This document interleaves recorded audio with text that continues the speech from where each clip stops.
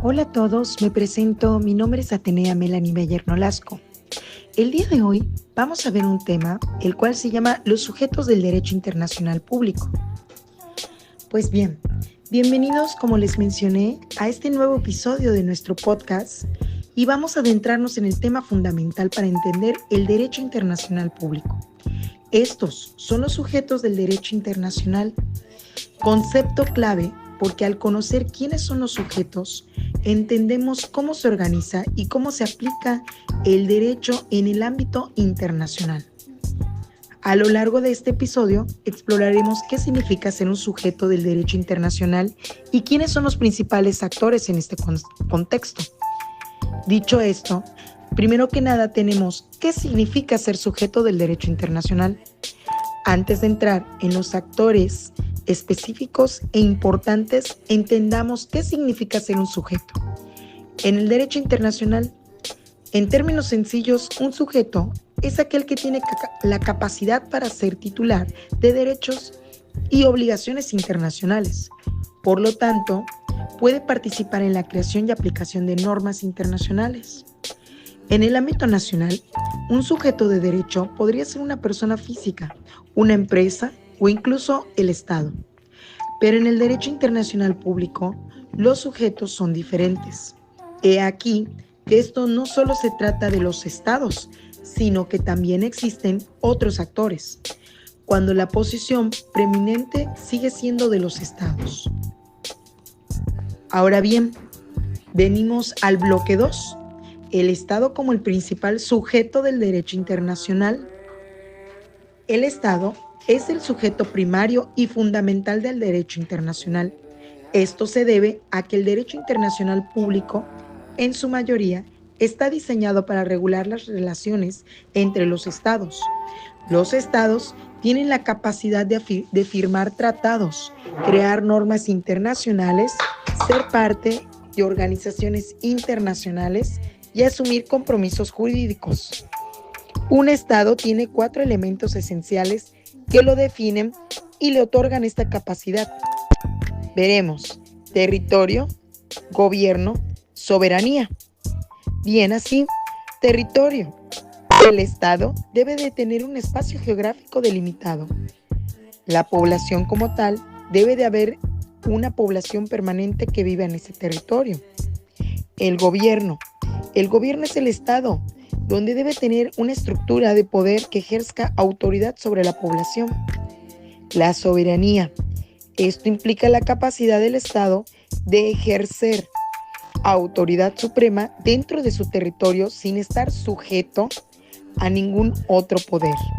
Bien, con esto pasamos al bloque 3.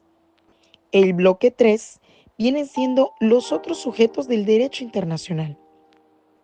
Aunque en el Estado, que es el principal sujeto del derecho internacional, no es el único, pues en las últimas décadas otros actores han adquirido protagonismo en este campo.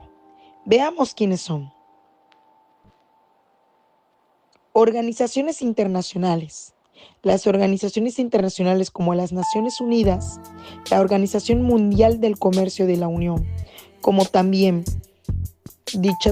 Unión Europea, son sujetos del derecho internacional en la medida en que tienen capacidad para celebrar tratados, tomar decisiones vinculantes o participar en negociaciones internacionales. Sin embargo, su estatus y capacidad varían según su mandato y su estructura. Individuos. Aunque tradicionalmente no se consideraba a los individuos como sujetos del derecho internacional como tal, esto ha cambiado significativamente con el advenimiento de los derechos humanos y el establecimiento de tribunales internacionales como la Corte Penal Internacional. Los individuos han adquirido mayor capacidad para ser titulares de derecho y responsabilidades. Hoy en día, por ejemplo, pueden ser procesados por crímenes internacionales como genocidio, crímenes de guerra, crímenes de lesa humanidad. Bien, las entidades no estatales, en algunos casos los grupos armados, las empresas multinacionales o las ONG, también tienen un rol en el derecho internacional.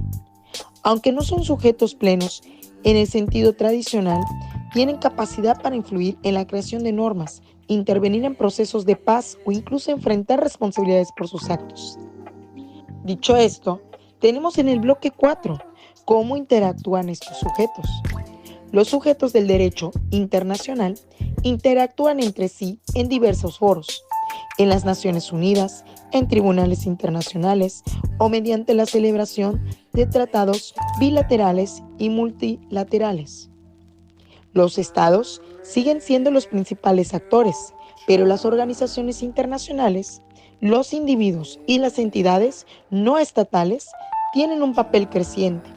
Además, la globalización y la interconexión han dado lugar a que los intereses de estos actores se crucen de maneras más complejas. Por ejemplo, una multinacional puede influir en las decisiones políticas de un estado y a su vez, ese estado tiene que coordinar sus acciones con organización internacional como la OMS o el FMI, lo que crea una red de relaciones que impacta las normas y prácticas internacionales.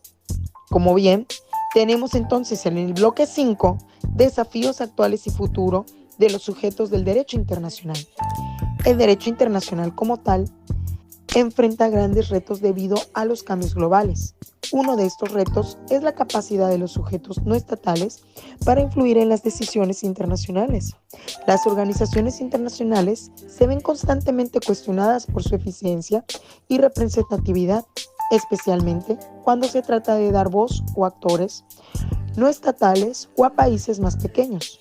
Por otro lado, la creciente importancia de los derechos humanos han dado lugar a un nuevo debate sobre el papel de los individuos en la arena internacional.